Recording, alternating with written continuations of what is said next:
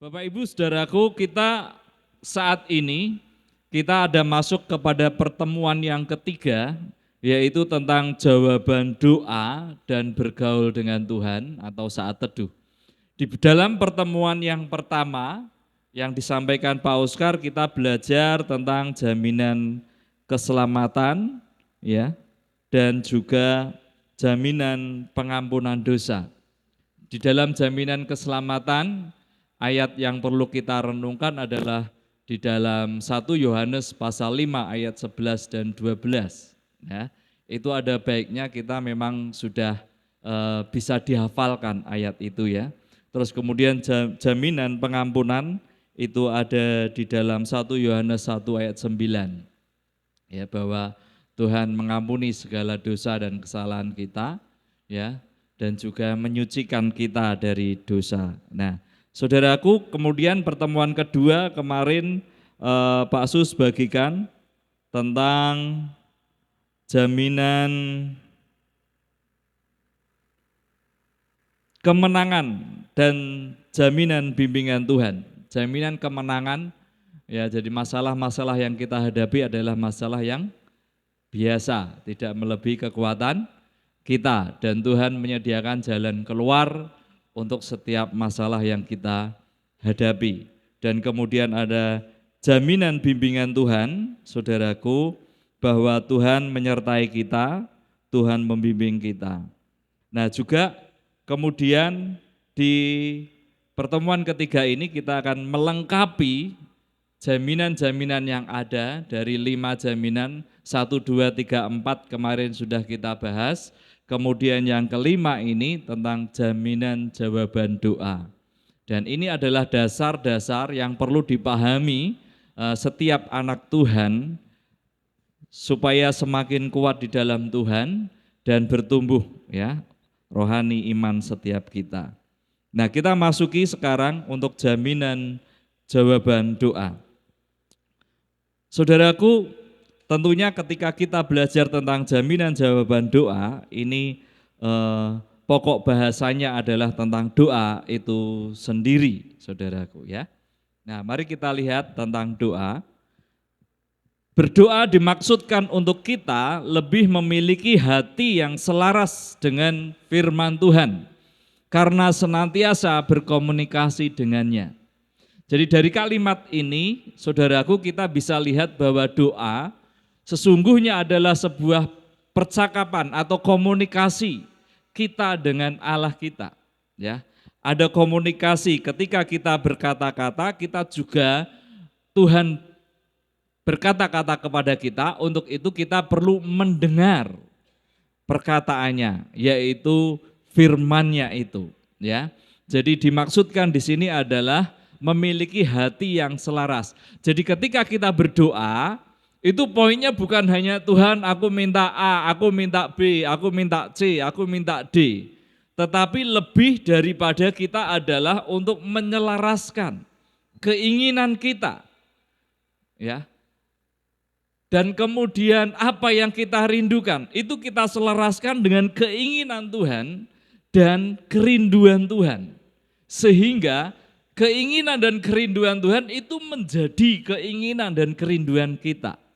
Nah, disitulah doa diperlukan untuk kita menyelaraskan keinginan dan kerinduan kita. Jadi bukan hanya sekedar minta A, B, C gitu. Kalau enggak diberi A berarti saya nangis Tuhan, aku mutung, ya gitu. Namun kalau diberi saya bersukacita. Nah, tetapi adalah lebih kepada kita menyelaraskan hati kita, keinginan kita dengan hatinya Tuhan, dengan kebenaran firman Tuhan. Jadi apa yang kita doakan itu adalah firman Tuhan, adalah yang dirindukan oleh Allah. Ya, berdoa berarti memanifestasikan apa yang telah Ia janjikan, dan apa yang dijanjikannya boleh terjadi melalui kita, ya. Nah, inilah luar biasanya doa, sehingga doa adalah menjadi, ya, orang menyebutnya sebagai nafas anak-anak Tuhan. Jadi kalau sudah berhenti bernafas, dia akan mati. Kalau sudah berhenti berdoa, dia mati rohani. Karena apa? Tidak punya komunikasi dengan Allah. Tidak ada firman yang jadi di dalam hidupnya. Ya, kalau tidak ada firman yang dia renungkan, berarti tidak ada iman di dalam hatinya. Ya, sehingga kita perlu terus berdoa. Ya. Nah, mari kita lihat saudaraku, ada 4 hal penting dalam berdoa. Ya, ada 4 hal penting dalam berdoa. Yang pertama adalah penyembahan. Ini bagian-bagian dalam doa yang perlu kita mengerti. Yang pertama penyembahan. Di sini ketika kita menyembah Tuhan adalah kita sedang memikirkan tentang Tuhan, memujinya, ya. Kau baik Tuhan, Engkau luar biasa, terima kasih Tuhan, Engkau sudah menolongku, gitu ya. Karena kasihnya, jadi kita memuji Dia karena kasihnya kepada kita, karena kuasanya yang dinyatakan kepada kita, karena kebesarannya yang hebat itu, yang dinyatakan dalam hidup kita, dan karena anugerahnya yang ajaib dalam Kristus Yesus. Jadi ketika kita berdoa, di situ ada bagian kita menyembah Tuhan, ya, yaitu kita memikirkan tentang Tuhan itu sendiri. Kita memberikan puji-pujian kepada Dia, ya, karena kita mengingat akan kasih-Nya, kuasanya, kebesarannya, dan anugerahnya yang ajaib dalam Kristus Yesus, ya. Kemudian hal yang penting berikutnya adalah tentang pengakuan. Ketika kita berdoa, kita perlu mengakui kepada Tuhan dengan jujur dan rendah hati. Seandainya kita melakukan kesalahan, sadarilah bahwa Ia masih mengenal dan mengasihi kita.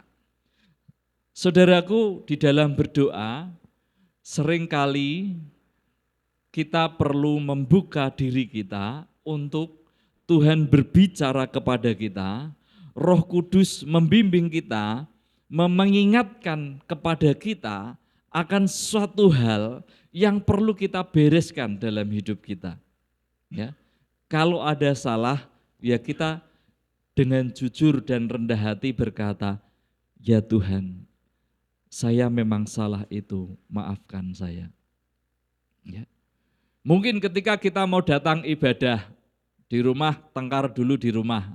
Mungkin karena bangun pagi ini sebuah pergumulan. Ya, kalau di tempat ini mungkin enggak ya. Bangun pagi semua bebas, enggak ada yang tengkar, bangun-bangun. Mandi aja bisa tengkar ya kan. Kamu dulu, gitu kan. Nah, tunjuk-tunjukan gitu, bisa tengkar. Kemudian ketika datang beribadah dan kemudian datang di situ ketika berdoa diingatkan, duh tadi habis tengkar, tapi ya memang salah saya ya. Kenapa saya enggak bangun pagi dan mandi terlebih dahulu? Ya, gitu ya. Tapi kalau ketika ditegur suruh mandi dulu malah marah, suruh bangun malah emosi, nah kan gitu. Nah ketika kita datang pada Tuhan, itu Tuhan ingatkan, Roh Kudus ingatkan, berbicara kepada kita, hei tadi kamu berbuat salah gitu. Karena memang Tuhan itu fokus dengan hati kita, gitu. Sehingga ketika ada teguran itu, ketika kita diingatkan akan kesalahan itu, kita harus jujur dan rendah hati. Dan kita berkata, ya Tuhan aku salah, ampuni aku, besok saya mau bangun pagi, mandi terlebih dahulu. Jadi enggak usah dikejar-kejar papa mama, enggak usah dikejar istrinya, enggak dikejar suaminya, enggak dikejar anaknya gitu. Karena kalau saling menunggu biasanya bertengkar kan gitu. Nah biasanya itu diingatkan ketika kita berdoa. Ya saudaraku, ketika kita punya masalah juga Tuhan selalu ingatkan ketika kita berdoa. Jadi benarlah bahwa ketika kita berdoa, itu kita mengalami pemulihan daripada Tuhan. Ada pemberesan daripada Tuhan, saudaraku. Kalau kita sedang dibereskan, akui, jujur, dengan rendah hati kita, ya aku yang salah. Ya, jangan, enggak usah begini, wah memang dia yang salah kok. Dia enggak sopan cara membangunkannya, dia enggak sopan nyuruh mandi, gitu kan. Nah saudaraku, kita harus mengakui. Nah ini penting, di dalam berdoa ada pengakuan akan kesalahan kalau kita ada kesalahan dalam hidup ini. Kemudian yang ketiga, hal penting dalam doa adalah pengucapan syukur. Ya, menceritakan kepada Tuhan betapa kita berterima kasih kepadanya atas segala pemberiannya, bahkan atas hal yang kurang menyenangkan yang mungkin kita alami, tetapi kita tetap bersyukur, berterima kasih. Kita bisa menceritakan akan pertolongannya, akan apa yang sudah dikerjakan Allah dalam hidup kita. Sehingga ketika kita berdoa, kita berkata, terima kasih Tuhan, puji Tuhan, kau beri aku motor baru, gitu ya. Ya. Gitu, terima kasih Tuhan di dalam doa. Ya, ucap syukur, terima kasih Tuhan, anakku bisa sekolah, SPP-nya sudah terbayar, lega, terima kasih Tuhan. Gitu kan? Terima kasih Tuhan, tadi siang aku bisa jajan karena diberi uang saku sama papa mama gitu ya. Nah itu kita berdoa ada ucapan syukur. Jadi di dalam doa itu juga ada ucapan syukur. Nah yang kemudian bagian keempat yang penting dalam doa adalah ada permohonan. Ya, ajukan permintaan khusus, apa nih permohonan kita. Nah, namun dianjurkan firman Tuhan katakan pertama-tama ajukanlah doamu, permohonanmu untuk orang lain. Kemudian untuk kebutuhan diri kita. Jadi sebelum berdoa untuk dirinya, Tuhan berkati pekerjaanku, berkati aku hari ini, doakanlah orang lain terlebih dahulu. Amin. Yang orang tua doakan anak-anaknya, yang anak-anak doakan orang tuanya. Ya, doakan. Kemudian doakan juga hamba-hamba Tuhan, doakan juga pemimpin-pemimpin, pemimpin rohani, pemimpin bangsa ini, pemimpin kota ini, doakan. Jadi puji Tuhan, kalau kita mengikuti doa setiap pagi, kita sudah diajar keempat hal ini. Ya, saudaraku. Tapi kalau saudara dan saya berdoa sendiri, empat hal ini dikerjakan. Ada penyembahan, ya, memikirkan tentang Tuhan karena kasih-Nya, kuasanya, kebesarannya, karena anugerah-Nya. Kemudian ada pengakuan. Kalau kita dapati memang ada kesalahan, ya jujur. Amin, saudaraku. Dan rendah hati untuk mengakui bahwa salah dan mau berubah. Dan kemudian yang ketiga, mengucap syukur untuk kasih Tuhan, mengucap syukur untuk pemberian Tuhan. Terima kasih untuk situasi yang terjadi, sekalipun mungkin menurut kita kurang enak pada hari itu, tetapi mengucap syukurlah dalam segala hal. Yang keempat, permohonan. Apa doakan, ya? Ada yang minta uang, ya berdoa. Minta pekerjaan, berdoa. Minta usahanya diberkati Tuhan, berdoa. Ya. 4 hal penting dalam doa. Ada 4 P. Yang pertama, yang kedua, yang ketiga, yang keempat, permohonan. Sekali lagi, yang pertama, penyembahan. Yang kedua, yang ketiga, yang keempat. Nah, udah lulus. Amin ya.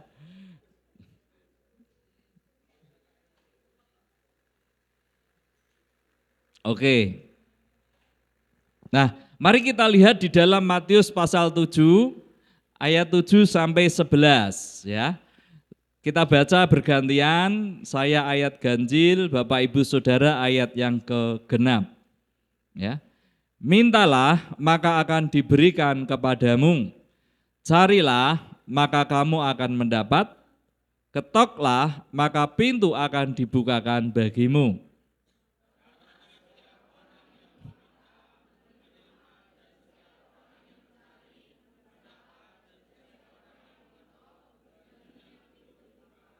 Adakah seorang daripadamu yang memberi batu kepada anaknya jika ia meminta roti? Jadi, jika kamu yang jahat tahu memberi pemberian yang baik kepada anak-anakmu, apalagi Bapamu yang di surga, ia akan memberikan yang baik kepada mereka yang meminta kepadanya. Ketika kita berdoa, saudaraku, kita boleh gambarkan itu adalah sebuah hubungan antara anak dengan bapaknya. Ya. Nah, kita tahu bahwa bapak itu pasti mengasihi anaknya. Dia ingin memberikan yang terbaik bagi anaknya. Ya. Jadi di dalam doa kita, saudaraku, milikilah pandangan bahwa Bapa kita itu Bapa yang baik, yang akan memberikan apa yang kita minta. Nah, saudaraku, ya, memberikan yang kita minta menurut kerelaannya, menurut kekayaan kemuliaannya, menurut pandangannya yang terbaik buat kita. Nah, saudaraku, kalau kita lihat masa kecil, ada kan ketika minta, "Pi belinin es krim." Ya, terus tidak diberi es krim. Apa yang dilakukan anak itu? Nangis. Ya, minta mainan, tidak dibelikan. Nangis, ada yang guling-guling di tempat mainan. Gitu kan, saudaraku. Mau mainan, mau es krim, mau apa lagi, jajan dan lain sebagainya. Ketika tidak diberi sama bapaknya, kemudian dia berpikir, papa jahat, papa pelit, kan gitu kan, saudaraku. Ya. Jadi yang dia tahu kalau tidak diberi sama bapaknya jahat, bapaknya pelit. Nah, saudaraku, gitu kan. Mau naik motor, jangan dulu. Papa jahat, dibiarin aku jalan kaki, enggak boleh naik motor, nah, misalkan, ya kan, saudaraku. Nah, yang dimau adalah menurut keinginannya. Ketika itu enggak dikabulkan, permintaannya berkata, Bapak jahat. Tetapi, saudaraku, yang terbaik buat anaknya yang paling tahu siapa? Bapak ibunya, orang tuanya, betul? Dia sudah bisa, sudah mampu atau belum? Saudaraku, orang tuanya lebih paham. Ngerti saudaraku? Jadi ketika kita berdoa dan kita, loh kenapa belum dijawab Tuhan? Aku kok belum dapat jawaban dari doa-doaku hari-hari ini? Nah, saudaraku, pujian tadi katakan waktu yang terbaik yang Tuhan sediakan bagi kita. Amin. Pemberian yang terbaik yang Tuhan nyatakan bagi kita. Jangan pula kemudian kita niru anak-anak. Tuhan jahat. Tuhan tidak dengar doaku. Sudah 10 tahun aku berdoa. Itu saudaraku, ya kan. Minta ini. Tetapi apa yang terjadi? Apa yang ku alami? Gitu saudaraku ya. Jadi sepertinya bombastis gitu. Dan menyedihkan, mengharu biru. Tetapi kita harus paham. Dia adalah Bapa yang baik, amin. Dia akan memberikan yang terbaik buat anak-anaknya. Dia memberikan waktu yang tepat buat kita, amin. Kalau itu memang tidak baik buat kita, dia akan tidak beri buat kita. Atau belum waktunya, ya maka bukan hari itu dia beri. Saudaraku, kita harus memahami bahwa doa itu adalah hubungan kita seperti seorang anak kepada bapaknya. Amin.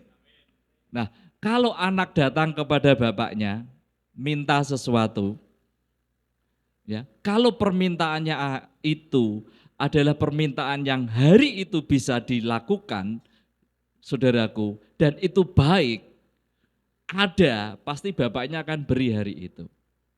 Tetapi kalau belum ada, belum waktunya, atau belum anaknya belum siap, dia akan komunikasikan. Gitu ya. Misalkan nih ada anak SMP minta, "Pi, aku minta jodoh." Aku minta pacar, aku minta teman hidup gitu ya. Nah, Bapak Ibu yang baik apa? Oh ya bagus itu nak, besok tak carikan, apa gitu. Ya kan enggak, dia akan berkata, "Nak, ini belum waktunya." Betul? Ya, ini belum saatnya. Kamu masih remaja. Kamu perlu bertumbuh dulu jadi dewasa.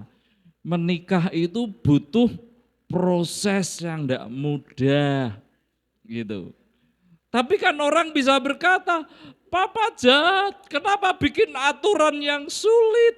Nah, kenapa bikin aturan yang tidak bisa dilakukan, mbok dilonggarkan saja. Nah, misalkan SMP udah boleh, orang tua tidak akan mengizinkan karena apa? Belum waktunya. Kalau dilakukan bahaya. Orang tua tahu itu, sehingga kenapa dia berpesan, "Nak, jangan dulu ya."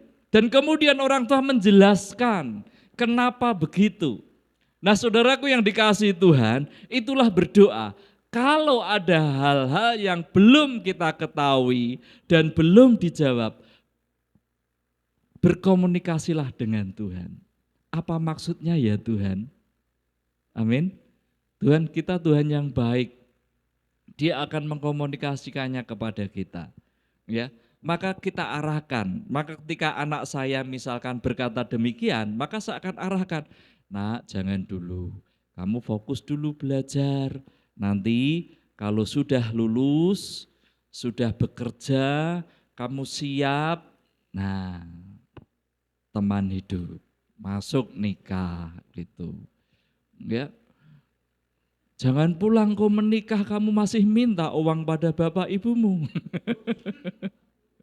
Gitu kan saudaraku. Nah kita mengajarkan yang baik gitu saudaraku. Dan itu ketika makanya tadi ada 4 hal yang penting, ada pengakuan, jujur. "Oh ya Tuhan, memang aku belum siap." Gitu. Kemudian, "Oh ya Tuhan, aku mau mendengarkan nasihat-Mu." Nah begitu, orang tua akan memberikan nasihat, Tuhan juga akan memberikan nasihat melalui firman-Nya, amin. Ya, kemarin ada jaminan bimbingan Tuhan, itu bisa melalui firman Tuhan, melalui hamba-hamba Tuhan, melalui pemimpin-pemimpin rohani, melalui orang tua, dan melalui penyertaan Roh Kudus mengingatkan kepada kita akan kebenaran. Nah saudaraku, itulah bimbingan Tuhan. Nah kita saudaraku mengerti akan hal ini, ya kita belajar. Yakinilah saudaraku bahwa Tuhan akan memberikan yang terbaik bagimu. Amin. Ya. Wong bapak di dunia yang tidak sempurna, ya kan? Mungkin dikatakan bapak yang jahat pun dia akan memberi yang baik kepada anak-anaknya. Apalagi Bapamu di surga. Amin. Ia akan memberikan yang baik kepada mereka yang meminta kepada. Jadi pemberiannya itu yang baik buat kita, buat saudara dan saya. Gitu saudaraku. Jangan ragukan akan kebaikan Tuhan. Tuhan beri yang terbaik buat kita. Ya. Jangan ragukan itu. Inilah firman Tuhan bagi kita. Nah, kemudian mari kita lihat. Ada syarat penting agar doa kita terjawab. Yakobus 15 ayat 7, mari kita baca bersama-sama. 1, 2, 3. Jikalau kamu tinggal di dalam aku, dan firmanku tinggal di dalam kamu, mintalah apa saja yang kamu kehendaki, dan kamu akan menerimanya. Yang pertama saudaraku, kita perlu tinggal di dalam Dia, dan firman-Nya tinggal dalam kita. Ya. Jadi kita tinggal di dalam Tuhan. Ya, menyerahkan keinginan-keinginan kita ke Tuhan. Firman-Nya tinggal di dalam kita. Ketika Dia berfirman, ketika Dia memberi nasihat, ketika Dia menegur kita, terima itu. Kita ada di dalam firman-Nya. Ya Tuhan, aku mau firman-Mu ini jadi dalam hidupku. Tuhan, aku mau hidup dalam kekudusan seperti yang Engkau rindukan. Aku mau ya Tuhan, firman-Mu jadi dalam hidupku. Ya, firman-Nya itu ada di dalam kita, menjadi bagian di dalam hidup kita. Jadi kita berkata, hidupku bukannya aku lagi, tetapi Kristus yang hidup di dalam aku. Hidupku bukannya aku lagi, tapi Kristus yang hidup di dalam aku, saudaraku. Artinya kita mau meletakkan keinginan kita dan kemudian digantikan dengan keinginan Tuhan. Karena hidupku bukannya aku lagi. Bukan seperti anak-anak itu yang ketika tidak diberi dia nangis, dia berontak dan kemudian dia jawab dan berkata kepada papanya, "Papa jahat, papa pelit, papa tidak baik." Gitu. Lebih baik om itu, lebih baik tante itu, lebih baik eyang. Apa yang saya minta pasti diberi, saudaraku. Tetapi kita harus pahami, saudaraku, bahwa kita harus mengizinkan ego kita taruh dan kemudian ganti dengan keinginan Tuhan. Amin. Firman-Nya itu tinggal di dalam kita. Amin, saudaraku. Amin, anak-anak muda. Gantikan keinginanmu dengan keinginan Tuhan. Amin. Amin. Iya. Siap. Ya, kemudian Yakobus 4 ayat 3. Mulai, yuk kita baca bersama-sama. 1, 2, 3.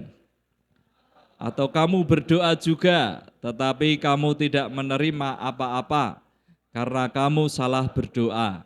Sebab yang kamu minta itu hendak kamu habiskan untuk memuaskan hawa nafsumu. Hai kamu orang-orang yang tidak setia, tidakkah kamu tahu bahwa persahabatan dengan dunia adalah permusuhan dengan Allah? Jadi barang siapa hendak menjadi sahabat dunia ini, ia menjadikan dirinya musuh Allah. Yang kedua yang penting untuk kita mengerti supaya doa kita terjawab adalah apa yang kita minta jangan dihabiskan untuk memuaskan hawa nafsunya. Atau yang kita minta itu adalah sebenarnya nafsu kita. Kita harus mau dikoreksi sama Tuhan. Wah itu tuh kehendakmu itu nafsumu itu. Gitu ya. Ya kita harus jujur, oh ya Tuhan ampuni aku. Gitu saudaraku. Atau kita minta hanya untuk kita mau habiskan sendiri. Untuk kita buat foya-foya sendiri. Atau kemudian kalau gambarannya anak kecil itu, ayo berbagi. Tidak mau ini buat saya gitu. Ayo makanannya kasih ke temannya, tidak mau gitu. Masih apa? Masih egois. Semuanya untuk dirinya sendiri. Apa yang dia punya itulah untuk dirinya sendiri. Kasihkan buat temanmu, tidak mau. Gitu ya. Apalagi berbagi sebagian. Ya. Atau lebih lagi pengajaran yang lebih lagi yang terbaik itu berikanlah buat temanmu. Wah, susah saudaraku. Kenapa begitu? Karena yang sedikit saja untuk dirinya mau dihabiskan untuk dirinya sendiri. Jadi ketika kita berdoa saudaraku, mari jangan untuk kepuasan diri sendiri. Ya, saudaraku. Jangan untuk memuaskan hawa nafsu kita. Ya. Nih ketika anak-anak muda nih, ini mumpung banyak anak muda kan, minta teman hidup Tuhan, pacar Tuhan. Kowe iki meh pacaran meh opo?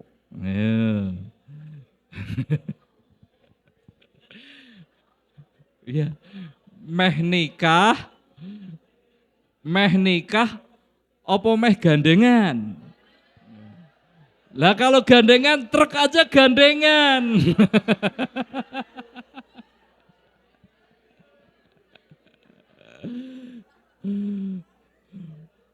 Pak, nanti wisuda ndak ada yang dampingi. Ya.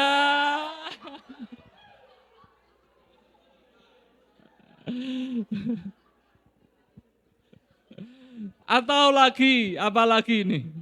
Mau banyak anak muda nih.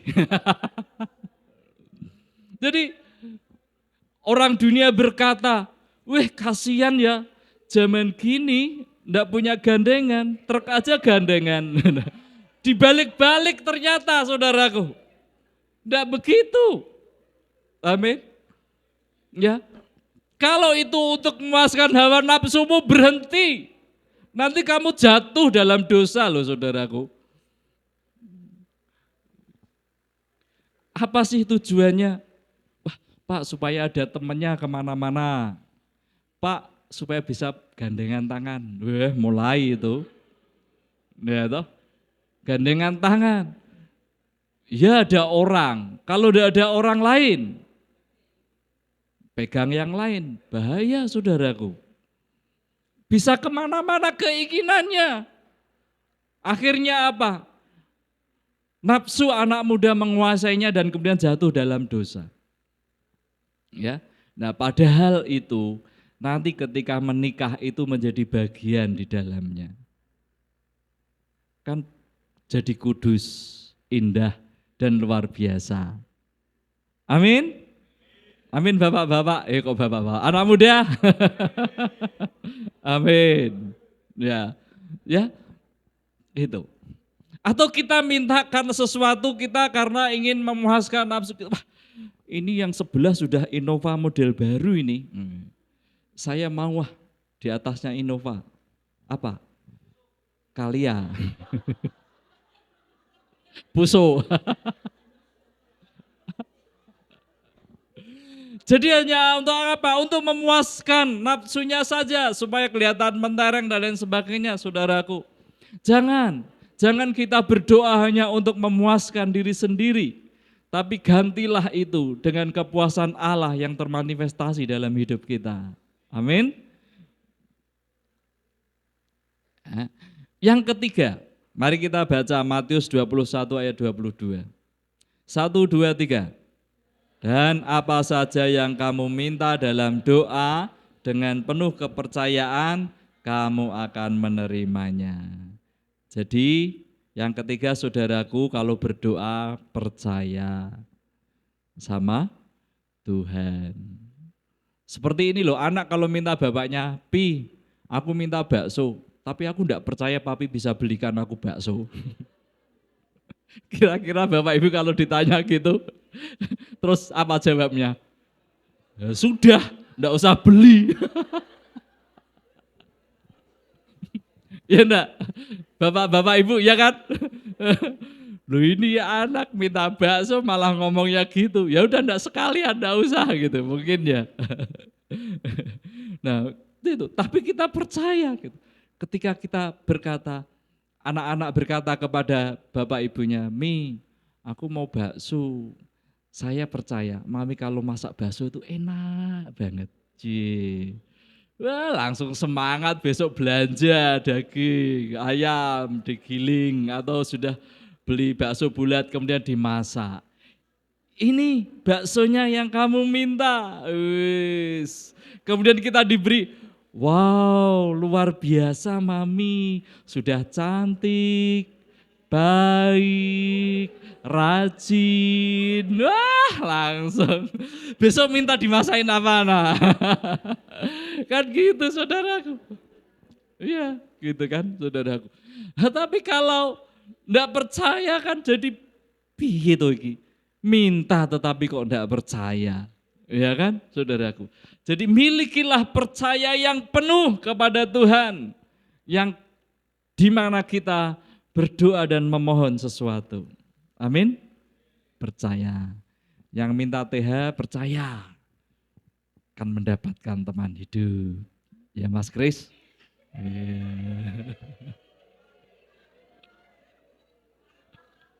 Ya, kemarin ulang tahun. Iya, apa pokok doanya? Ini sambil promosi ya saudara. Kenapa aku sebut Mas Kris? Karena aku tahu hatinya. Nggak akan marah sama saya. Gitu. Makasih Mas Kris. Ya, percaya saudaraku.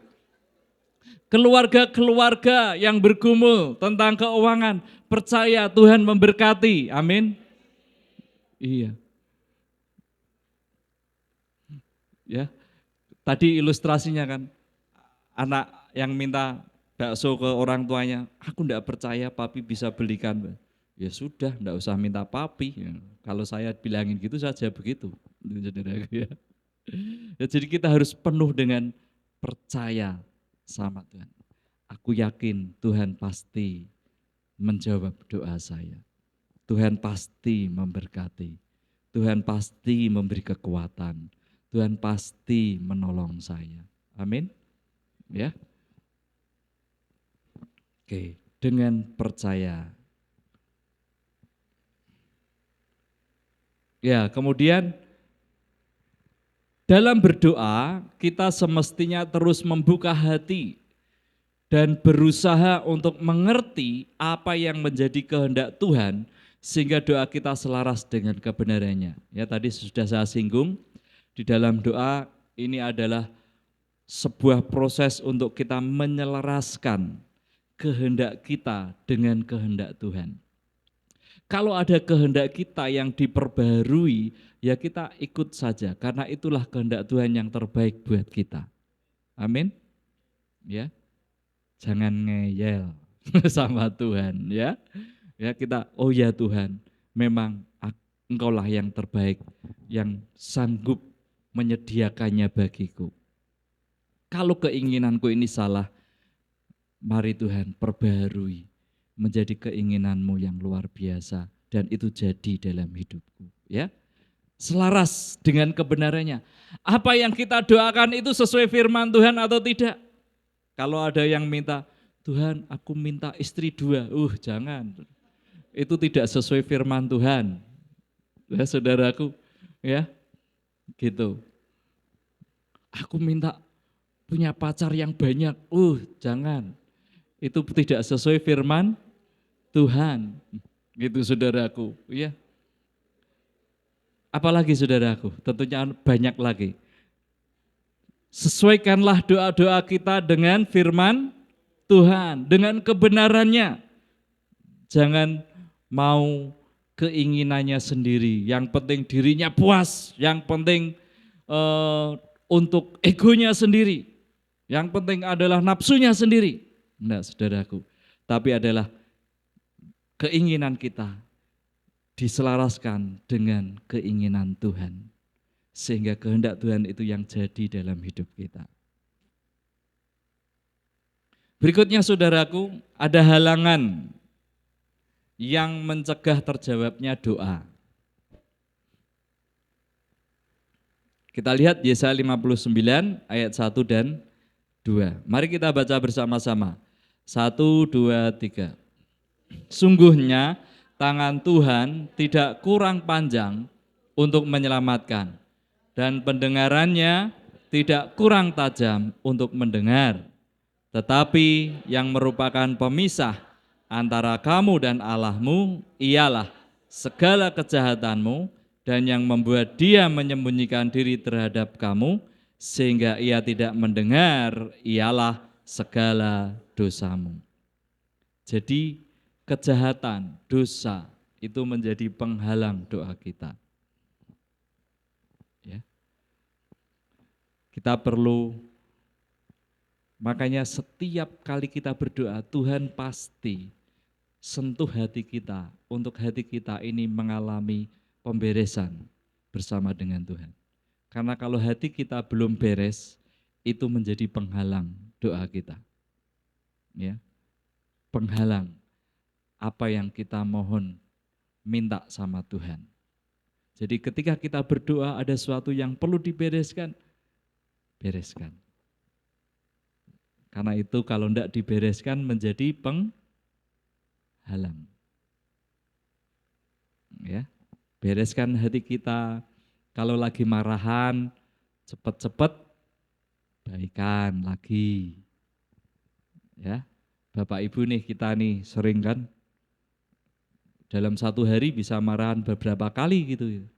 Tapi itulah anak Tuhan. Ketika berdoa diingatkan, ayo bereskan, bereskan. Mi, ada salah ternyata aku tadi. Sehingga kamu hari ini cemberut, misalkan. Itu salah saya. Nah saudaraku, ada beresan. Kita kemudian berbalik dari hal yang jahat, dosa. Jadi kebiasaan yang salah, kebiasaan dosa, itu jangan dipelihara saudaraku. Itu penghalang doa kita. Ya, tontonan-tontonan yang tidak bagus, jangan ditonton lagi. Itu menjadi penghalang bagi doa kita. Ya, hal-hal yang tidak baik, yang itu adalah bukan kebenaran, jangan dilakukan, jangan dipelihara dalam hidup ini. Itu menjadi penghalang doa kita. Tanggalkanlah semua dosa yang merintah. Ada pujiannya. Gimana itu Pak Audit?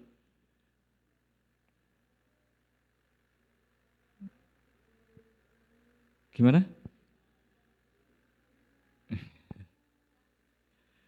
Tanggalkan semua dosa, semua beban dan dosa yang merintangi. Kemudian berlari pada tujuan panggilan surgawi. Terus biarlah rohmu menyala-nyala dan layanilah Tuhan. Amin. Gitu, menyala-nyala roh kita. Tapi ketika orang berdosa, melakukan dosa, dosa tidak segera ditinggalkan, malah dipelihara setiap hari dilakukan, roh kita tidak jadi menyala-nyala. Gitu. Jadi tanggalkan semua dosa yang merintangi, kejahatan, dosa tanggalkan, kebiasaan tidak baik tinggalkan. Amin saudaraku. Amin. Jangan jadi penghalang doa itu, karena dosa yang terus dipelihara. Tinggalkan. Mazmur 66 ayat 18. Mari kita lihat, kita baca. 1, 2, 3. Seandainya ada niat jahat dalam hatiku, tentulah Tuhan tidak mau mendengar. Yang kedua, penghalang doa terjawab adalah niat yang jahat. Niatnya wis tidak bagus. Ya. Jadi niatnya sudah tidak tulus. Kenapa? Sehingga kita ajari anak-anak Tuhan untuk hidup dalam ketulusan. Ya. Hidupnya dia belajar untuk tulus dalam melayani, tulus dalam melakukan. Orang tua melakukan kepada anak-anaknya juga tulus. Ya. Bonceng temannya itu ya bukan boncengin si A terus. Semua temannya ya dibonceng gitu kan.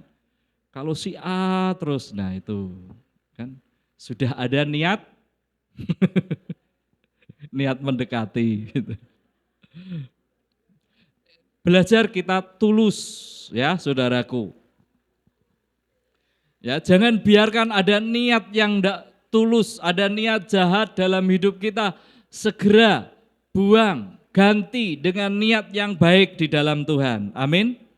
Saya mau melayani Tuhan. Nama Tuhan dipermuliakan melalui hidupku. Tuhan memberkati aku karena aku mau jadi berkat bagi banyak orang. Gitu saudaraku.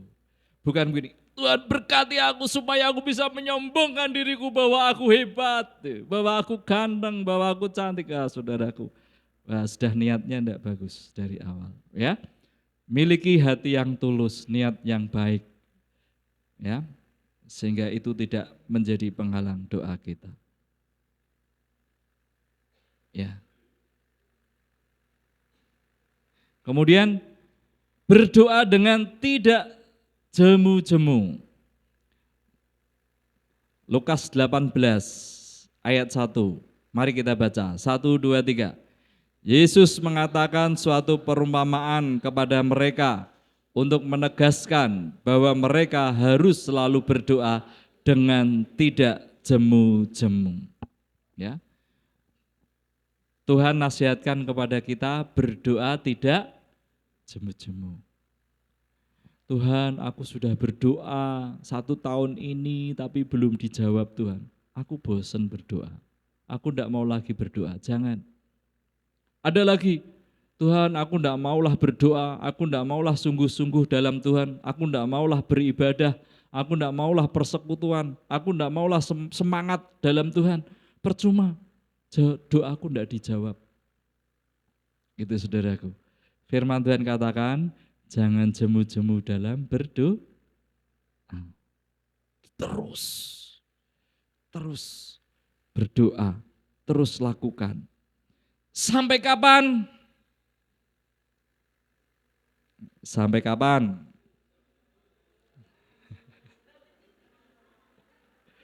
Sampai? Ya, sampai selesai akhir hidup kita. Terus berdoa. Saudaraku, ini ada perumpamaan tentang hakim yang benar dalam Lukas pasal 18 ini. Ya, ini menceritakan dalam sebuah kota ada seorang hakim yang tidak takut akan Allah.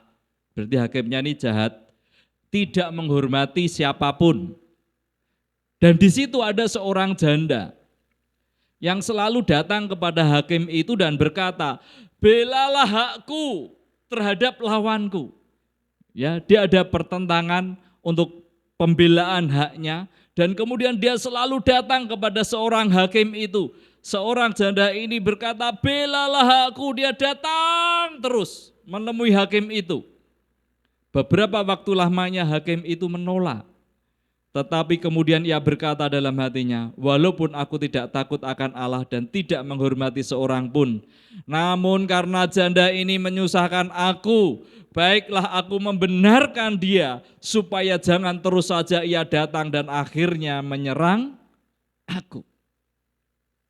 Saudaraku, dan kemudian ayat 6 katakan, kata Tuhan, camkanlah apa yang dikatakan hakim yang lalim itu. Tidakkah Allah akan membenarkan orang-orang pilihannya yang siang malam berseru kepadanya? Ya, jadi jangan jemu-jemu, siang malam berseru kepadanya. Dan adakah ia mengulur-ulur waktu sebelum menolong mereka? Aku berkata kepadamu, ia Tuhan akan segera membenarkan mereka. Akan tetapi jika anak manusia itu datang, adakah ia mendapati iman di bumi? Tuhan pasti menjawab doa kita. Masalahnya adalah adakah iman percaya kita kepada Tuhan yang kita sembah, di mana kita berdoa di situ. Jadi jangan jemu-jemu. Kalau kita punya iman percaya bahwa Tuhan akan memberikan apa yang kita doakan, maka kita tidak akan bosan, tidak akan jemu-jemu untuk terus berdoa. Amin. Tapi kalau sudah tidak percaya, terserahlah Tuhan. Terserahlah kasih tidak terserah. Gitu saudaraku. Tapi kalau dia percaya kepada Tuhannya, dia akan berdoa terus. Saudaraku, sampai tergenapi apa yang didoakannya itu. Amin. Karena percaya. Ya, jadi jangan jemu-jemu. Terus berdoa dengan sungguh-sungguh. Amin. Jangan bosan-bosan untuk berdoa. Dalam proses pertumbuhan dan pengenalan kita akan Tuhan, Ada banyak hal yang belum kita pahami sehingga kita belum melihat jawaban dari doa kita. Untuk itu kita harus terus belajar mengenalnya.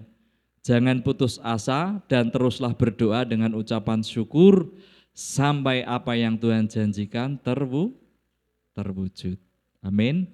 Nah, di dalam proses kita berdoa setiap hari inilah saudaraku, di situ kita ada proses pengenalan akan Tuhan. Hidup kita diproses semakin bertumbuh di dalam Dia, saudaraku. Untuk kita memahami Tuhan, untuk kita semakin mengerti kerinduan Tuhan, hatinya Tuhan ketika kita berdoa. Namun celaka bagi anak Tuhan ketika sudah dia berkata, aku tidak mau lagi berdoa, saudaraku. Berarti proses pertumbuhannya berhenti. Berarti proses pengenalan dia akan Tuhan berhenti. Karena dia tidak mau melalui proses itu. Bahwa hidup kita akan semakin diproses untuk bertumbuh rohani kita. Makin dewasa, makin serupa dengan Kristus. Dan kita makin mengalami pengenalan akan Tuhan. Amin. Ya kan? Saya akan semakin kenal Pak Budi kalau saya setiap hari sering ngobrol sama Pak Budi. Tapi kalau setahun sekali, ya kenalnya baru saya hello saja ya Pak Budi. Gitu kan. Ya tidak begitu kenal dalam. Apa yang menjadi kesukaan Pak Budi, makanannya saya tidak tahu. Ini Pak Budi Setiabudi maksudnya. Kalau Pak Budi Bubean sering ketemu kan. Nah, tidak tahu apa yang menjadi kesukaan Pak Budi. Pak Budi juga tidak tahu kesukaan makanan saya apa, tidak tahu. Karena apa? Tidak pernah bertemu, tidak pernah berkomunikasi. Nah saudaraku, ketika kita berdoa, bertemu dengan Tuhan, berkomunikasi dengan Tuhan, kita akan semakin mengalami pengenalan akan Tuhan. Kita makin kenal Tuhan yang kita sembah itu, amin. Oh ternyata Tuhan merindukan ini, oh ternyata Tuhan rindu saya membawa jiwa-jiwa kepada Tuhan. Oh ternyata dia rindu saya boleh merenungkan firman-Nya, dia senang bahwa saya boleh memuji dia, menyembah dia, saudaraku. Nah itu kita lakukan. Maka semakin mengalami pertumbuhan rohani dan pengenalan akan Tuhan.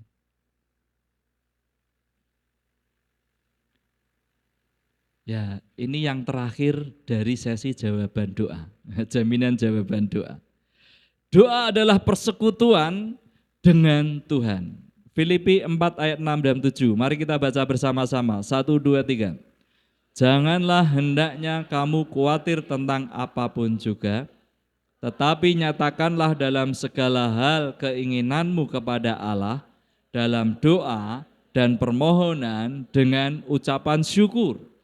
Damai sejahtera Allah yang melampaui segala akal akan memelihara hati dan pikiranmu dalam Kristus Yesus. Jangan khawatir tentang apapun juga, nyatakanlah dalam segala hal keinginan kita ini kepada Allah dalam doa dan permohonan dengan ucapan syukur. Ada persekutuan, ada hubungan, ya. Yang semakin lama akan semakin intim, saudara, semakin kenal. Anak-anak saya akan semakin tahu apa yang disukai bapaknya dan apa yang tidak disukai bapaknya. Karena apa? Komunikasi terus setiap hari, lihat bapaknya setiap hari, tahu apa yang disuka dan apa yang tidak disuka. Demikian pula saya akan semakin tahu apa yang disukai dan tidak disukai oleh istri saya. Karena apa? Setiap hari bertemu, saudaraku. Ketika kita terus berdoa, sesungguhnya kita sedang mengalami persekutuan dengan Allah. Amin. Ya. Pada prinsipnya, berdoa bukanlah sekedar meminta dan menerima sesuatu dari Tuhan. Doa adalah persekutuan dengan Tuhan. Ya. Mari kita baca yang bagian bawah ini. 1, 2, 3. Pada prinsipnya berdoa bukanlah sekedar meminta dan menerima sesuatu dari Tuhan. Doa adalah persekutuan dengan Tuhan. Doa kita adalah persekutuan kita dengan Tuhan. Kita akan sambung dengan bergaul dengan Tuhan, bab yang kedua, yaitu tentang saat teduh.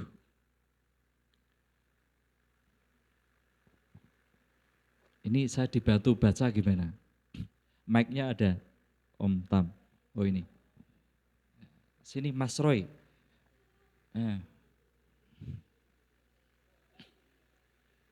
Ya, ini mic-nya tolong dibaca yang ada di depan.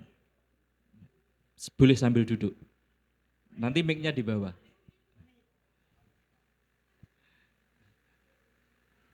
Baca Mas, ini Mas. Setiap hari manusia hidup dengan berbagai kesibukan di rumah, sekolah maupun di tempat kerja. Namun demikian, kita perlu belajar menyediakan waktu khusus untuk berhubungan dengan Tuhan setiap hari melalui doa dan merenungkan firman Tuhan. Mazmur 5 ayat 4. Lanjut. Berdoa dan merenungkan firman Tuhan bukan hanya sebagai perintah Tuhan, tetapi juga merupakan sesuatu kebutuhan. Iya, saudaraku yang dikasihi Tuhan, ya mungkin kita sibuk, yang sekolah, kuliah sibuk, yang bekerja bisa kita berkata sibuk, yang bisnis mungkin bisa berkata aku sibuk Pak, yang berkeluarga, ibu-ibu di rumah, wah sibuk Pak, ya semuanya sibuk ternyata. Benar saudaraku? Tidak ada yang tidak sibuk. Ya, semuanya sibuk. Namun demikian, kita perlu belajar menyediakan waktu khusus untuk berhubungan dengan Tuhan. Ya, dengan berdoa dan merenungkan firman Tuhan. Berdoa dan merenungkan firman Tuhan menjadi sebuah kebutuhan dalam hidup kita. Ya. Tuhan, aku butuh pimpinanmu hari ini. Tuhan, aku mau lakukan ini hari ini. Pimpin aku, berkati, beri kekuatan aku. Jadi kita sebenarnya itu membutuhkan Tuhan, saudaraku. Tuhan, jagai anak-anakku, aku tidak bisa melihat, aku tidak bisa menunggui 24 jam. Tetapi aku punya Tuhan yang tidak terbatas. Amin. Kita membutuhkan Tuhan. Setiap kita membutuhkan Tuhan, saudaraku. Kita yang muda, yang sekolah, yang studi, yang kuliah, membutuhkan Tuhan. Kita yang sudah berkeluarga membutuhkan Tuhan. Kita yang bekerja, berbisnis, berusaha membutuhkan Tuhan. Kita perlu menyadari bahwa kita ini membutuhkan Tuhan. Ya. Seringkali pernyataan yang sering saya katakan adalah, kalau sudah berhenti berdoa, saya sering katakan, kok sombong kamu, kok berhenti berdoa, sudah hebat ya, enggak perlu Tuhan ya, gitu saudaraku. Nah, karena sebenarnya setiap kita membutuhkan Tuhan. Amin. Setiap kita membutuhkan Tuhan. Tuhan menciptakan manusia bukan sebagai orang yang kuat, yang tidak membutuhkan siapapun. Tetapi Tuhan menciptakan kita sebagai manusia yang sangat membutuhkan persekutuan dengan Tuhan dalam doa dan perenungan firman Tuhan setiap hari. Jadi Tuhan menyatakan kepada kita bahwa kita membutuhkan perenungan firman Tuhan setiap hari. Jalan-jalannya setiap hari kita memerlukan pimpinannya, saudaraku. Jadi renungkanlah firman Tuhan itu setiap hari. Mari kita renungkan firman Tuhan setiap hari. Seperti seorang yang makan. Ya, orang yang makan itu dia akan makan setiap hari supaya bisa tetap kuat, supaya bisa tetap hidup, ya. Supaya bisa tetap melangsungkan kehidupannya. Demikianlah pula kita membutuhkan makanan rohani setiap hari. Ya. Jangan dibuat makanan rohani itu satu kali untuk 1 minggu. Pak, saya baca firman Tuhan sudah kapan? Hari Minggu. Di khotbahnya Bapak pendeta atau Bapak yang lain. Terus 1 minggu itu Yaitu Pak, firman Tuhan hari Minggu itu saya gunakan untuk 1 minggu. Ya saudaraku, kita perlu makan makanan rohani setiap hari. Ya, saudara kalau makan sekali hari ini dan kemudian 1 minggu tidak usah makan, apa yang terjadi buat saudara? Lemes, ada yang tidak kuat, ada yang semaput, ada yang masuk rumah sakit, ya kan gitu ya. Nah itu yang terjadi. Kita membutuhkan makanan-makanan rohani setiap hari. Untuk kita bertumbuh semakin kuat. Seperti anak yang selalu merindukan kehadiran bapaknya setiap hari. Demikian juga kita senantiasa perlu kehadiran Tuhan setiap hari. Jika kita memanggil Dia Bapa, berarti kita adalah anak-anaknya. Jadi sangat aneh jika kita tidak ada waktu berhubungan dengan Bapa kita. Bapa sangat rindu dan menantikan kita setiap waktu. Ya. Seorang anak kecil dia akan selalu merindukan bapaknya, ibunya hadir dalam hidupnya. Dia merindukan, dan biarlah demikian pula kita, seperti anak kecil yang merindukan bapa kita. Amin. Ini dalam tanda kutip pengertian bapak yang benar. Ya, bagi mungkin memang karena di muka bumi ini ada gambaran bapak yang salah, sehingga itu kebawa kepada pengenalan akan Tuhan yang salah. Tetapi kita mengerti kalau ada peran Bapak yang benar di muka bumi ini, Dia akan mengalir bahwa itu dirindukan oleh anaknya. Ya, sangat dirindukan oleh anaknya. Dan biarlah kita terus merindukan Bapa kita. Amin. Semakin rindu. Mazmur 1 ayat 1 sampai ayat 3. Mas Bagus tolong baca. Itu pakai mic.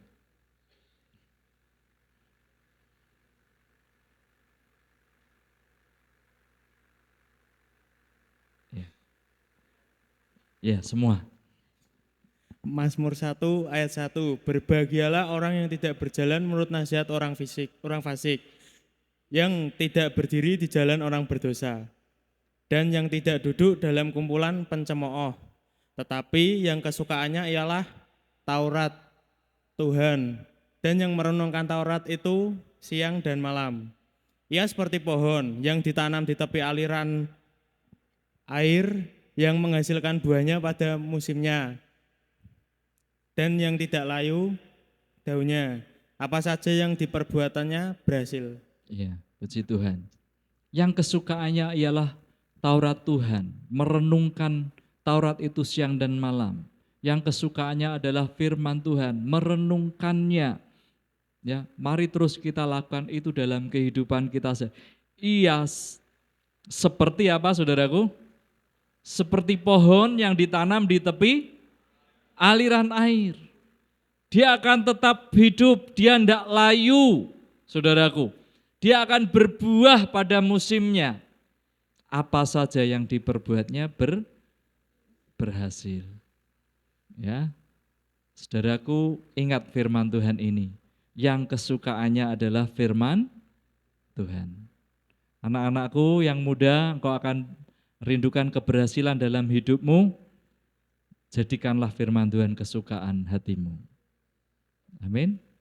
Yang di tengah, samping kanan, kiri, ya, jadikanlah firman Tuhan kesukaan hatimu. Engkau akan berbuah, engkau akan berdampak, engkau tidak akan layu, engkau apa saja yang diperbuatnya berhasil. Karena selalu merenungkan firman Tuhan.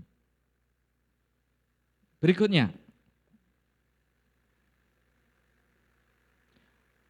pentingnya firman Tuhan bagi kita semua. Mazmur 119 ayat 105. Firman itu pelita bagi kakiku dan terang bagi jalanku. Ayat 9. Dengan apakah seorang muda mempertahankan kelakuannya bersih? Dengan menjaganya sesuai dengan firman-Mu. Dengan segenap hatiku aku mencari Engkau. Janganlah biarkan aku menyimpang dari perintah-perintah-Mu. Dalam hatiku aku menyimpan janji-Mu, supaya aku jangan berdosa terhadap Engkau. Firman Tuhan itu adalah pelita bagi kaki kita, terang bagi jalan-jalan kita. Ya, supaya kita tidak tersandung, supaya kita tidak jatuh, ya, jatuh dalam dosa, supaya kita tidak jatuh, ya, terperosok. Namun ada terang Tuhan, bahwa firman-Nya memimpin kita. Kita tetap dalam kekudusan, karena apa? Ada firman yang menuntun kita. Bagaimana seorang anak muda menjaga kelakuannya yang bersih? Ya dengan merenungkan firman Tuhan setiap hari. Saudaraku, kalau yang direnungkan itu foto orang lain, bukannya dia menjadi bersih, tapi pikirannya menjadi kotor. Karena apa? Waduh, cantiknya gitu. Berkembang pikirannya. Yang cewek lihat foto yang cowok, gantengnya. Seandainya dia jadi pacarku, seandainya dia jadi istriku, seandainya dia jadi suamiku. Nah, kemana-mana toh pikirannya? Iya, saudaraku. Sehingga firman Tuhan berkata, renungkanlah firman Tuhan itu siang dan malam. Renungkanlah itu setiap hari. Itu yang menjaga kelakuan kita, supaya kita menjadi bersih kelakuannya. Yaitu dengan merenungkan firman Tuhan. Ya saudaraku. Kemarin ada kejadian berita mutilasi. Ya kan? Kenapa melakukannya? Ya karena terinspirasi dengan tayangan-tayangan yang dia tonton. Kenapa dia melakukan kejahatan? Ya karena terinspirasi dengan apa yang dia tonton. Nah saudaraku, maka tonton, lihatlah, bacalah, renungkanlah firman Tuhan. Hidup kita makin bersih, amin. Kelakuannya makin jos. Katakan kanan kirinya, Anda makin jos. Makin jos. Renungkan firman Tuhan. Firman Tuhan, yes, yes, yes. Gitu.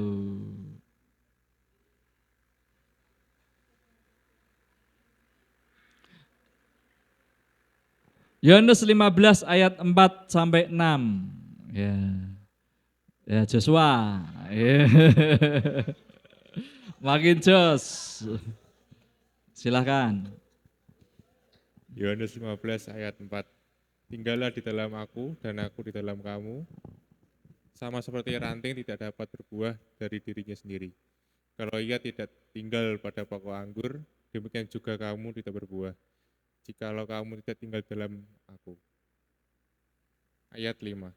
Akulah pokok anggur dan kamulah ranting-rantingnya. Barang siapa tinggal di dalam aku dan aku di dalam dia, ia berbuah banyak. Sebab di luar aku, kamu tidak dapat berbuat apa-apa. Ayat 6. Barang siapa tidak tinggal di dalam aku, ia dibuang keluar seperti ranting dan menjadi kering. Kemudian dikumpulkan orang dan dicampakkan ke dalam api lalu dibakar. Iya. Apakah kehidupan rohani kita dapat bertumbuh di luar persekutuan atau hubungan yang intim dengan Tuhan Yesus melalui firman-Nya? Jawabnya apa saudaraku? Tidak. Seperti ranting itu akan tetap hidup, tidak menjadi kering, dan berbuah itu kalau dia selalu menempel pada pokoknya. Amin.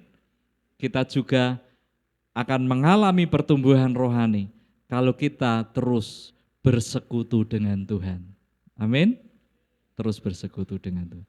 Apa yang akan kita alami jika kita berada di luar Tuhan?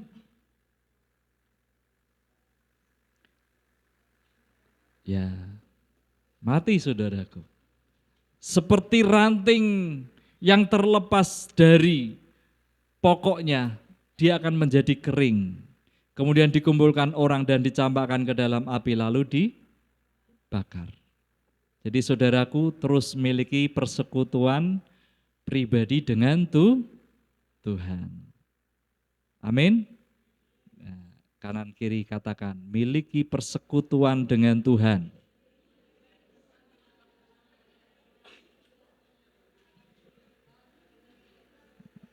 Iya.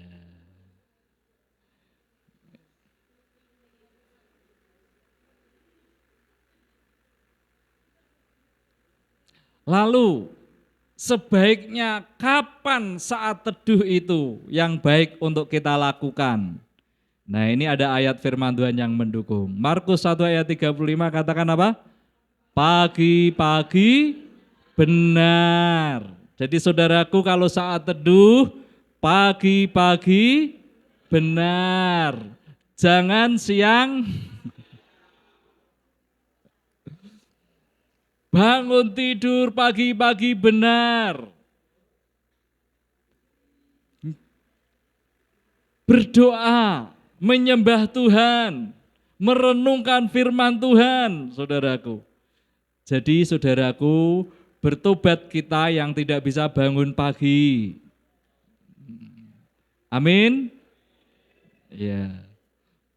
Mazmur 119 dikatakan, pagi-pagi buta aku bangun dan berteriak minta tolong, aku berharap kepada firman-Mu.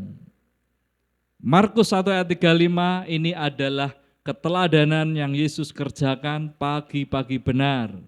Dan kemudian pemazmur katakan, pagi-pagi buta aku bangun dan berteriak minta tolong. Jadi membangun hubungan pribadi dengan Tuhan dimulai pagi hari. Amin saudara? Yang amin sedikit. Amin. Ya, jadi pagi hari saat teduh ya saudara. Kalau retreat pasti kan diajari saat teduh, pagi jam 5. Nanti ajalah nunggu jam 9, seger. Wah, pagi-pagi benar. Ya. Nah, ketika kita saat teduh, saudaraku, ini ada langkah-langkah praktis yang diberikan. Cari tempat dan waktu yang tenang. Berdoa mohon pertolongan Tuhan. Arahkan hati melalui pujian dan penyembahan pada Tuhan. Yang bisa main gitar, main gitar. Yang bisa main piano, organ, keyboard, menyanyi, menyembah Tuhan dengan memainkan alat musik. Sembah Dia, saudaraku. Yang tidak ada gitar, tidak ada keyboard di rumahnya, akapela. Yang kemudian, Pak saya tidak hafal lagu-lagu, setel lagu rohani, ikuti pujiannya, amin. Ya, ada fasilitas yang luar biasa hari-hari ini. Kemudian langkah praktis berikutnya, membaca dan merenungkan firman Tuhan dengan hati yang haus dan lapar akan Tuhan. Baca dan renungkan firman Tuhan.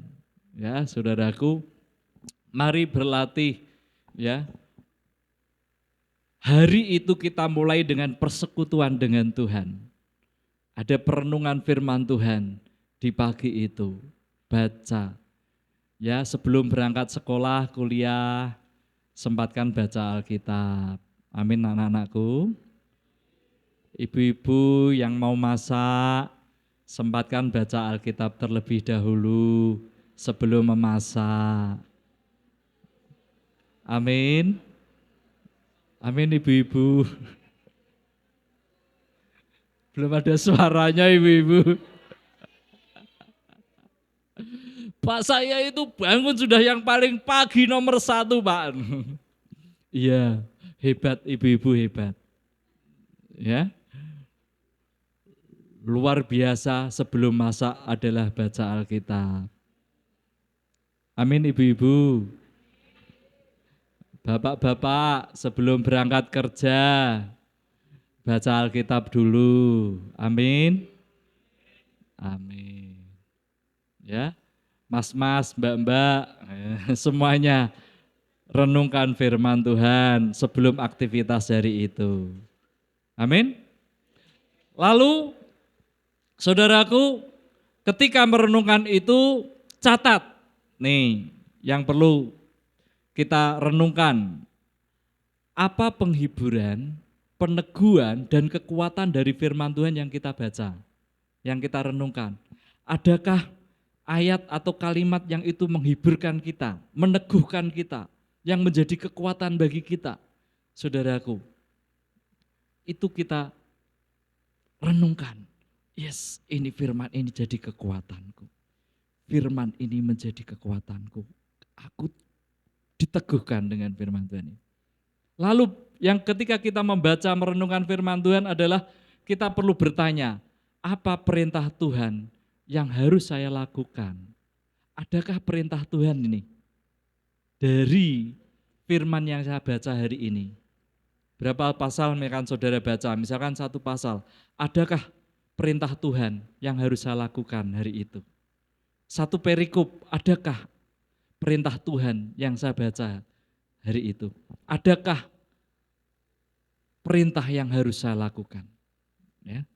Satu ayat, ya, silahkan mau saudara satu ayat, satu perikop, satu pasal, satu kitab, gitu. Satu perjanjian, boleh saudaraku. Monggo, adakah perintah Tuhan di situ? Lalu pikirkanlah, adakah cara hidup atau sikap kita yang harus diubah? Renungkan tuh, wah ini ketoknya nyinggung aku nih firman Tuhan. Ya dicatat. Wah iya, aku memang masih pemarah. Wah ini saya garis bawahi ini, saya harus berubah. Amin.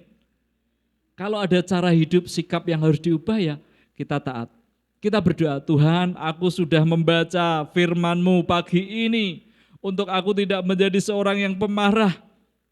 Tuhan urapi aku, pimpin aku mau menjadi orang yang murah senyum. Gitu saudaraku, kan gitu saudaraku. Didoakan sehingga hidup kita makin diperbaharui. Kemudian tetapkan rencana dan tindakan untuk menerapkan firman Tuhan itu. Kalau ada perintah Tuhan tadi yang kita baca, kemudian kita rencanakan apa aplikasinya yang harus saya lakukan dalam kehidupan saya sehari-hari. Nah, dalam merenungkan firman Tuhan, mungkin langkah-langkah ini bisa menolong dan membantu kita. Jadi bukan hanya sekedar dibaca, tapi kemudian apa tadi yang kamu baca? Enggak tahu. Gitu ya. Ya, terus baca, kira-kira ada penghiburan kekuatan yang dari Tuhan enggak? Ada perintah Tuhan yang harus saya lakukan enggak? Adakah cara hidup atau sikap saya yang masih salah yang harus saya ubah? Kemudian terapkan rencana tindakan untuk melakukan firman Tuhan itu. Mari kita aplikasikan setiap hari ini. Amin. Setiap hari ketika membaca, merenungkan firman Tuhan, langkah-langkah praktis ini saudara lakukan. Sudah saya share di grup, saudara bisa lihat nanti ketika mau membaca merenungkan firman Tuhan, kita bisa lakukan dalam kehidupan sehari-hari. Nah, sebagai penutup saudaraku,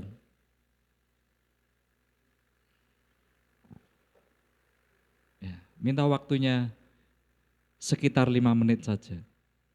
Saudara renungkan Mazmur 1 ayat 1 sampai 6, terus kemudian saudara bikin kelompok kecil, lalu sharingkan.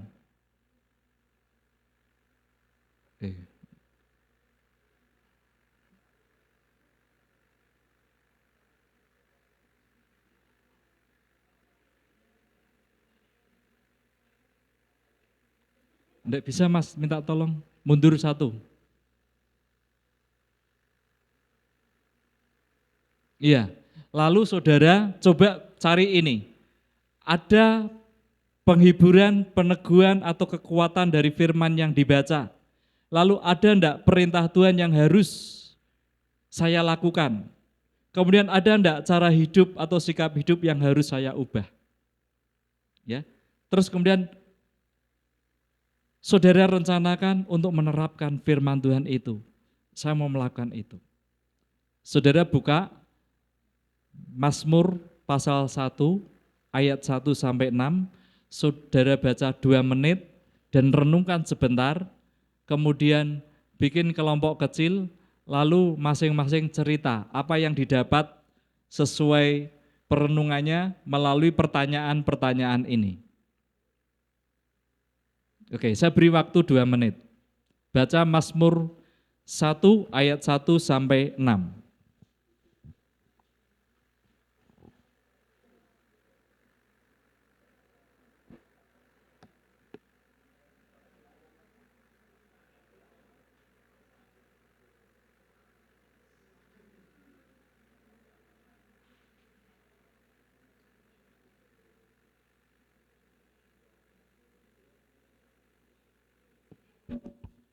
Oke, sambil membaca, buat pertanyaan, adakah penghiburan, peneguhan, dan kekuatan dari firman yang saudara baca? Adakah atau apa perintah Tuhan yang harus saudara lakukan dari ayat yang saudara baca itu? Mazmur 1 ayat 1 sampai 6 ya, dibaca. Kemudian adakah cara hidup atau sikap kita yang harus diubah? Oke, 1 menit lagi.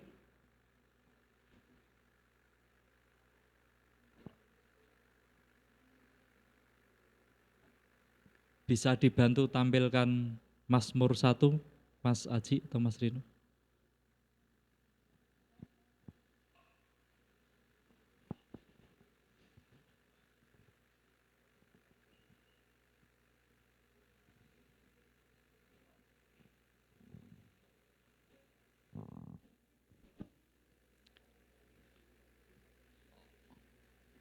Oke, cukup.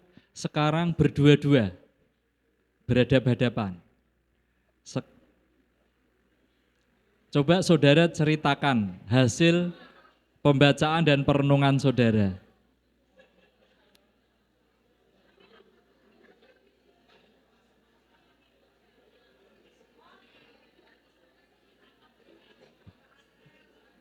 Oke.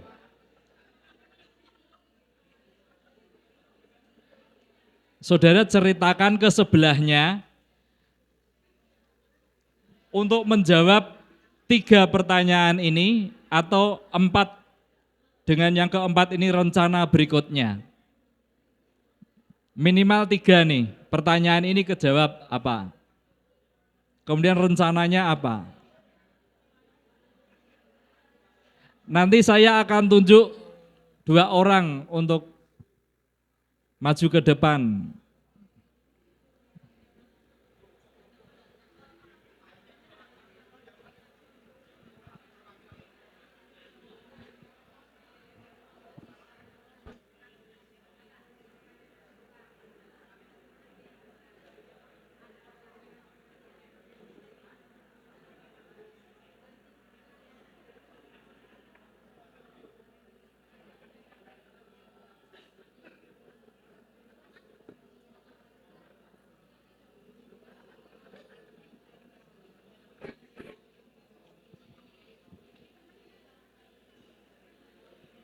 Ya, saling mengingatkan. Apa penghiburan, peneguhan, dan kekuatan dari firman Tuhan yang dibaca, direnungkan? Apa perintah Tuhan yang harus saudara lakukan? Adakah cara hidup atau sikap yang harus diperbaiki, yang harus dirubah? Ini kita sedang belajar untuk mempraktekkan, merenungkan firman Tuhan. Nanti ketika Bapak Ibu Saudara membaca di rumah firman Tuhan, ajukan pertanyaan-pertanyaan ini dan saudara jawab sendiri dari firman yang saudara baca.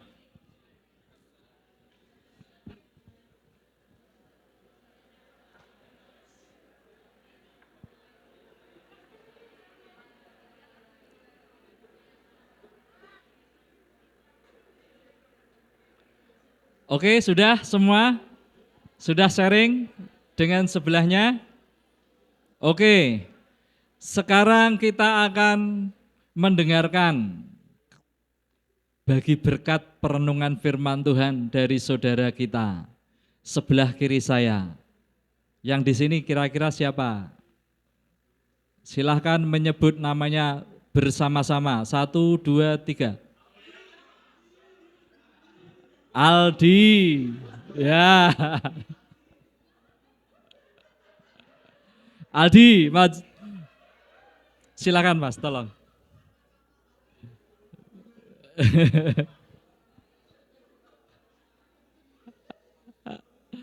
Oke, mari kita dengarkan.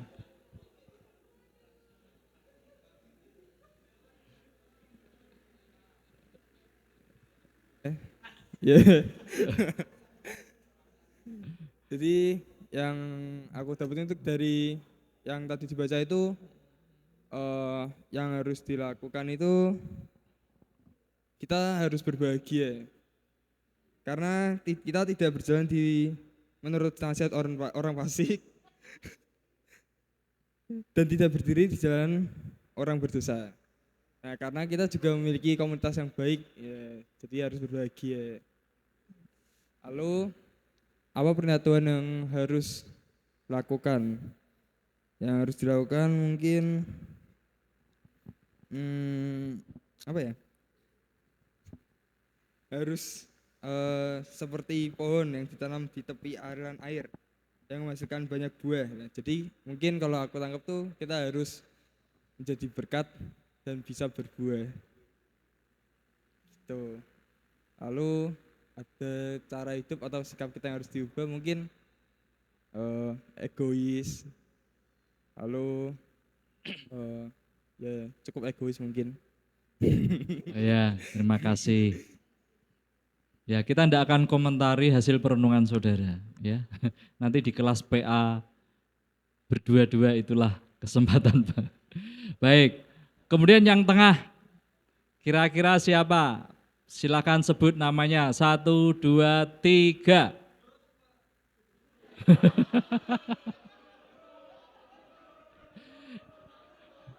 Mau bagian depan apa yang bagian belakang atau tengah?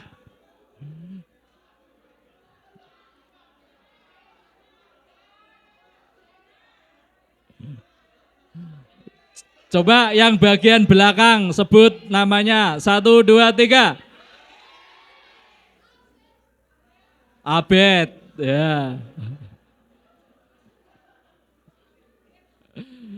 Abed, silakan.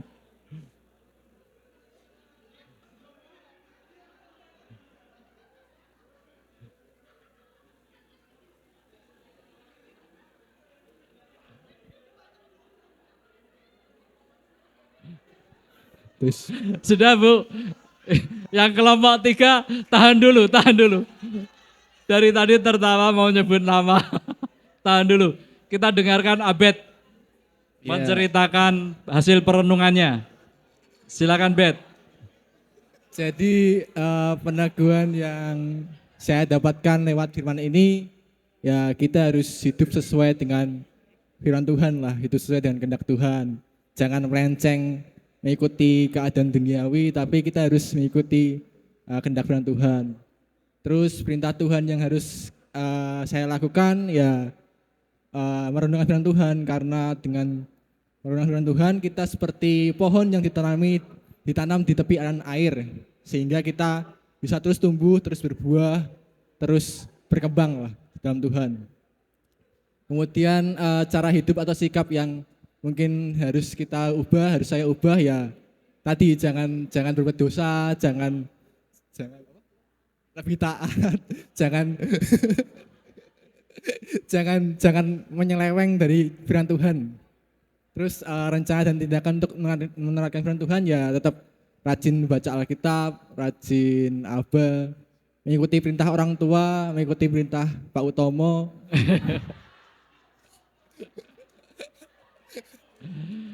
Ya oke, terima kasih. Tepuk tangan buat Abed.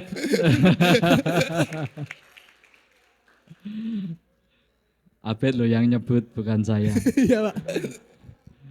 Ya, bagian kanan saya satu lagi, silahkan sebut namanya, 1, 2, 3.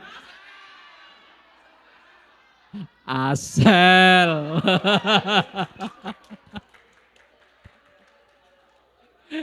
Yang menyebut bukan sini tapi sini yang teriak.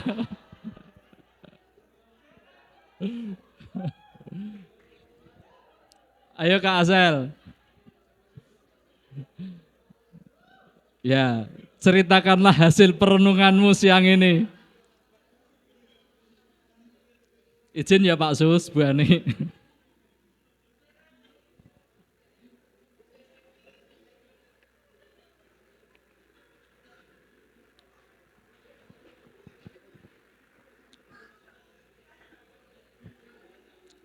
Oke, silahkan.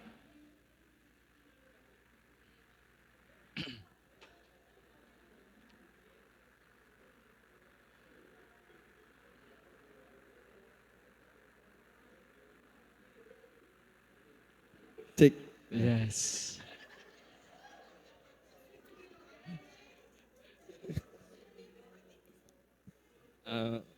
Kalau menurut saya Mazmur 1 ayat 2 sampai 3 ya. Tetapi yang kesukaannya ialah Taurat Tuhan dan yang merenungkan Taurat itu siang dan malam. Ia seperti pohon yang ditanam di tepi aliran air yang menghasilkan buahnya pada musimnya. Dan yang tidak layu daunnya, apa saja yang dibanya berhasil. Mungkin ya perintah Tuhan yang harus saya lakukan itu ya baca Alkitab tiap hari tanpa putus-putus.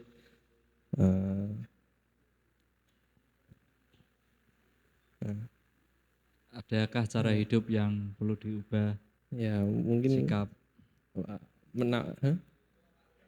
Ya, ya, ya,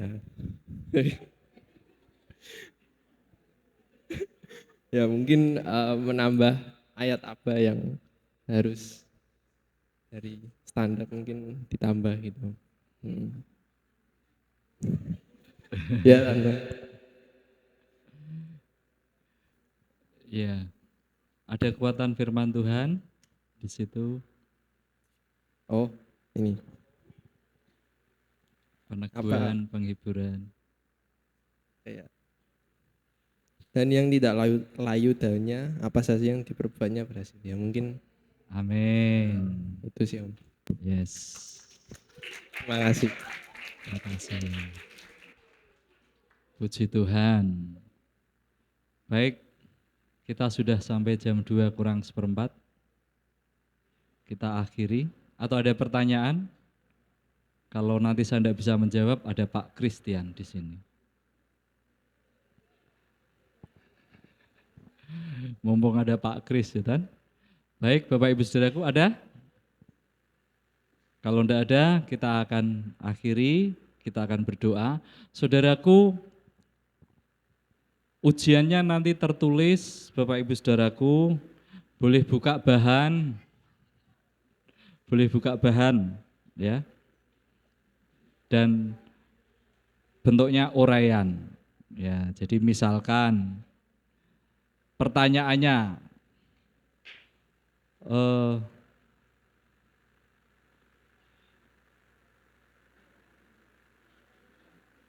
sudahkah Bapak Ibu Saudara bersaat teduh setiap hari? Ya, gitu tuh pertanyaan. Jelaskan. Nah ini sekilas saja. Maksudnya saudaraku, melalui kelas ini saudaraku diharapkan bahwa kita bukan hanya mendengar firman, tetapi menjadi pelaku firman. Amin. Ya, bahwa ada jaminan jawaban doa dan kemudian mari kita lakukan saat teduh setiap hari. Amin. Mari kita berdoa.